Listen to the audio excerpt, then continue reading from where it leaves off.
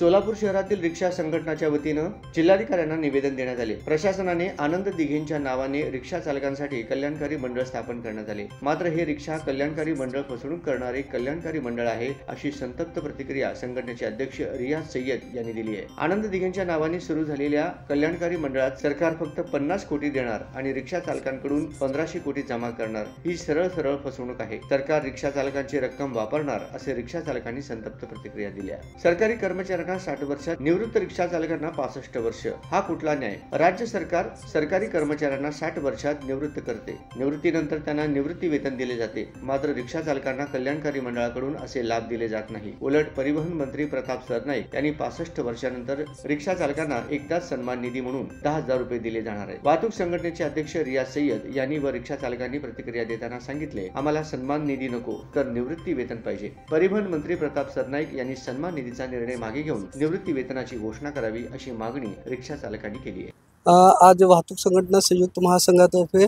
जे परवा दिवशी प्रताप सरनाईक परिवहन मंत्री यांनी जे स्टेटमेंट दिलं होतं की आम्ही 65 वर्षावरील रिक्षा चालकांना सन्मान निधी म्हणून 10,000 रुपये देणार आहे, पण हे सरासर फसवणुकी आहे।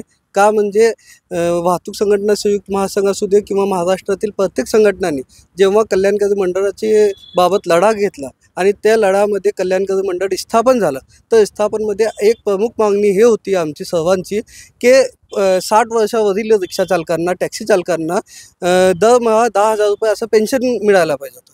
पण परिवहन मंत्री साहेबांनी फक्त एकाच टायमाला सन्मान निधी म्हणून 10,000 देत असेल तर हे कुठेतरी फसवणूक आहे आणि हे फसवणूक थांबवण्यासाठी आम्ही माननीय जिल्हाधिकारी साहेबांना निवेदन दिलेलं आहे। त्याचबरोबर आजचा आमचा एक उद्देश हे पण आहे की जे कल्याणकारी मंडळ स्थापन झालेलं आहे हे महासंघाने याला घोषणा केलेली आहे की हे फसवणूक मंडळ स्थापन झालेलं आहे, कल्याणकारी मंडळ नाही।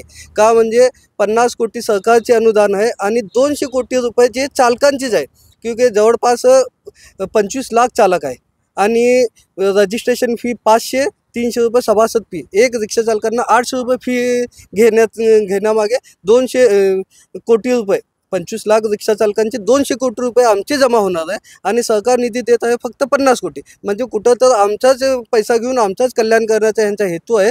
असं कल्याणकारी मंडळ चालत नसून आम्हाला चालक कल्याणकारी मंडळ ज्याप्रमाणे बांधकाम कामगारांचे कल्याणकारी मंडळ आहे त्याचप्रमाणे रिक्षा चालकांचेही कल्याणकारी मंडळ असावा, अशी आमची अपेक्षा आहे। कल्याणकारी मंडळ कोण स्थापन केलं? हे आनंद दिघे साहेब यांच्या नावाने महाराष्ट्र शासनाने कल्याणकारी मंडळ स्थापना केलेली आहे। एकनाथ शिंदे मुख्यमंत्री असताना रिक्षावाल्यांना 50 कोटी रुपये अनुदान देऊन कल्याणकारी मंडळ स्थापन केलंय, पण या कल्याणकारी मंडळमध्ये असली कोणतीही तरतूद नाही ज्यामुळे रिक्षा चालकांचे कल्याण होऊ शकेल। मग आता तुम्ही म्हणताय सन्मान निधी योजना जी आहे ती फक्त एकदाच 10,000 रुपये देणार? नाही, परिवहन मंत्र्यांनी सांगितलेलं आहे की एकदाच आम्ही त्यांना सन्मान करून 10,000 रुपये देणार, मग पुढचं जगणं कसं होणार रिक्षा चालकांचं, आमचं जगणं पुढचं कसं होणार या विषयावर आम्ही निवेदन देण्यात आलेलं आहे। म्हणजे आता एकदा तुम्हाला पेन्शन पाहिजे असं तुमचं म्हणणं आहे, दर महिन्यात किती पेन्शन? दर महिना आम्हाला 5 ते 10,000 रुपये पेन्शन हवे आहे। का म्हणजे कल्याणकारी मंडळ आम्ही जे महाराष्ट्रामध्ये जे गाड्या आहेत, जे पण वाहनात विकले जातात त्या वाहनावर फक्त 1% सेस पण घेतले सरकारने आणि ते कल्याणकारी मंडळाला दिल्यानंतर 1500 कोटी रुपये कल्याणकारी मंडळमध्ये जमा होणार, पण सरकार काय करत आहे फक्त 50 कोटी देऊन एक लुबाडण्याचं काम आणि चालकांना शांत बसवण्याचं काम करत आहे। आता ते कल्याणकारी मंडळाच्या सदस्य होण्यासाठी काय पात्रता आहे? कल्याणकारी मंडळ सदस्य होण्यासाठी पहिले तर जे संघटना आहे संघटनेचे 2 सदस्य आणि जिल्हाधिकारी यांच्या अध्यक्षतेखाली ते कल्याणकारी मंडळ जिल्हा नियोजन समितीकडे देण्यात येणार आहे आणि बाकीचे महाराष्ट्रामध्ये परिवहन खात्यामध्ये ते देण्यात आलेले आहे। पात्रता काय? त्याला रिक्षा चालकाचं परमिट आणि बॅच लायसन असणे गरजेचं आहे। आणि दुसरी गोष्ट म्हणजे परिवहन साहेबांनी सांगितलेलं आहे की 65 वर्षावरील रिक्षा चालकांना सन्मान निधी देण्यात येणार आहे आणि आमचं म्हणणं असं आहे की जेव्हा तुम्ही एक ऑफिसर किंवा सरकारी कर्मचारी आहे जे AC मध्ये बसून काम करत आहे, ज्याला 60 वर्षानंतर निवृत्ती देत आहे आणि एक रिक्षा चालक उन्हात दिवस रात्र काम करत आहे, हार्डवर्क त्याचं आहे आणि त्याला 65 वर्ष ते 65 वर्षपर्यंत जगणार का हे पहिला सवाल आमचा.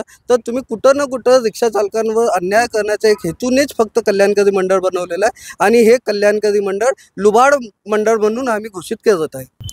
नाही, सरकारने जो हा दिशाभूल करण्याचा प्रयत्न करत आहे असं तरी आम्हाला रिक्षा चालकांना असं वाटते. कारण का 65 वर्ष तोपर्यंत रिक्षा चालक अतिशय अवघड आहे त्याची परिस्थिती जगणं. कारण का दिवस रात्र ऊन पावसात तो सतत रोडवर असतोय. 65 वय कमी करावा असं माझी माननीय मुख्यमंत्री आणि परिवहन मंत्र्यांना विनंती करतो मी. एक 60 तरी करा निदान की जेणेकरून त्याला तुम्ही जे कल्याणकारी मंडळ स्थापन केले, कुठंतरी आम्ही इतके वर्ष आज जवळजवळ मी स्वतः 33 वर्ष झाले रिक्षा चालवतोय. ह्या कल्याणकारी मंडळासाठी आम्ही पण लढा दिलेला आहे आणि माननीय माजी मुख्यमंत्री एकनाथजी शिंदे साहेबांनी कल्याणकारी मंडळ रिक्षा चालकांचं टॅक्सी चालकांचं स्थापन केलं.